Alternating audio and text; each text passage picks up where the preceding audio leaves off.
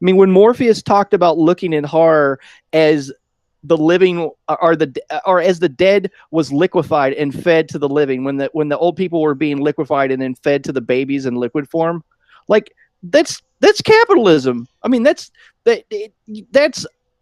robber baron capitalism, what we have in our society now. I mean, not like a real free market or an agro society or an anarcho capitalist kind of thing. No, I mean, that's this fascistic system that we have now. Like, the corporation is a perfect sociopath right now. If you look at the majority of corporate structures, a corporation is legally bound to put all other factors aside other than the profit margin that it's promised its shareholders. Environmental, human, any concern, it has to make that number. So in order to do that, it has to weigh risk versus reward, monetary risk versus monetary reward, before it acts as a corporation, because it's legally bound by corporate charter to do so. So corporation, the structure of a 21st century corporation, the majority of them, there's some ethically ran corporations, but the majority of them, these transnationals, are very sociopathic in nature, and the end result is tyranny. So wow, gone off on another tangent. So back to Mal here. So when Santilli was arrested, okay, Bob had to do a court date. So the day that LaVoyce Finicum was shot and murdered by the FBI, I had no ride anywhere. So I'm stuck in this hotel room in the snow, and I hear this incredible sound. It was basically like, Macy's parade of cops just speeding by the hotel room. So I knew, well, hello, shit, meet Mr. Fan. I knew that was happening. So I run outside and I get my stupid bear hat. I wear this. I'm kind of like, a fucking furry, I guess you can call me, but whatever. I get my bear hat. It's my winter hat. Looks like a polar bear. Don't judge, fuckers. Anywho, so grab my polar bear hat, run outside, and there's some militia guys standing around in beside a pickup truck, and they have their long rifles out, and they're getting their gear on or what the fuck ever. And I asked one of them for a ride up the road because they're going to the edge of the perimeter to see what the fuck is happening. And they're like heckling me and messing with me, and I give one the finger, like whatever. And then Pete walks outside, and with his news crew. I barely know Pete, barely had any interaction with him. And I was, basically sitting there pouting all butthurt because I wasn't going to be able to cover this story. And at the very last minute before Pete and his entourage pulls off, he says, Mike, I got one spot in my SUV you can get in. So I got in and just kind of covered what happened from there. There was still a lot of people. After Finicum was shot, the militia got out of there like, flies being disturbed off a corpse when you move your hand over the top of it. Like they just buggered out really fast. I mean, those guys left with military efficiency when Finicum was shot. So, I mean, a lot of these militias, you can call me what you will, but I'll just, put it right here on the alt media record. The American Revolution happened because of a few percent, just a very small tax on tea. Yep. I mean, the amount of fucking tyranny you motherfuckers are dealing with now. I mean, okay, there's 300. Let's do some simple math here, militia people, okay? And you're not rebelling yet. All right, there's 300 million Americans. The federal government takes approximately a third of all their paychecks.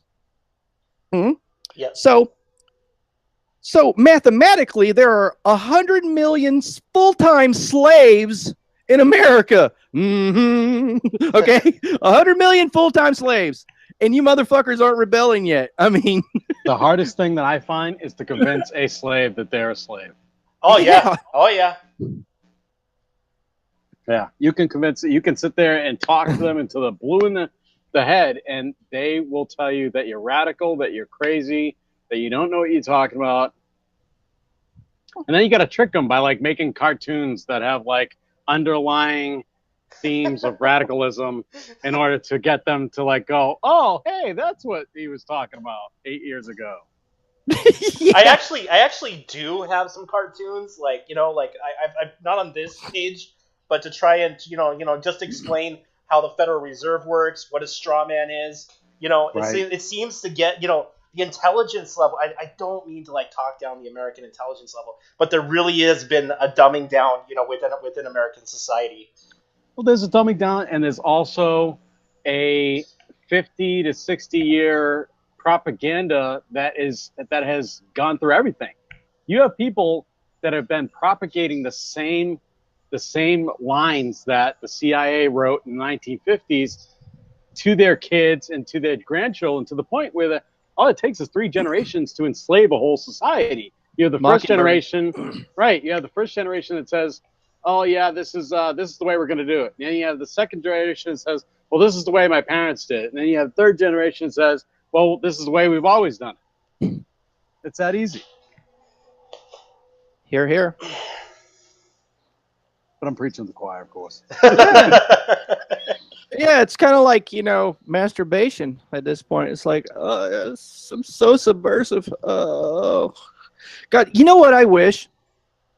I wish there was 20 of me. Yeah, somebody said that to me recently. Really? Right. I agree.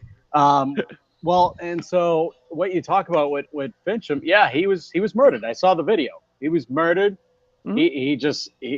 He just sat there. He was like, what, 5-10 feet from the car or the truck they were in, and that was it. They just took him out. He goes to stand up, and he stands up out of the car with his hands in the air and says, "You're going to have to shoot me.